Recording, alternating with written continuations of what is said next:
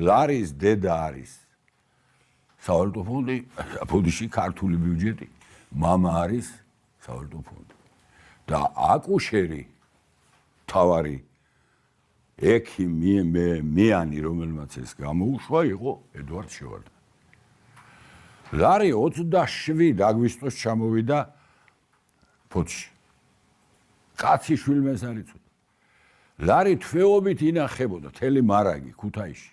კაცი შვილმეს არ იცოდა. ეს იყო უდიდესი სახელმწიფო საიდუმლო ოპერაცია და ერთბაშად გამოვიდა მიმოქცევაში. ეს პერიოდი ჩვენ გვჭირდებოდა საბუღალტრო ანგარიშების გადასაყვანად.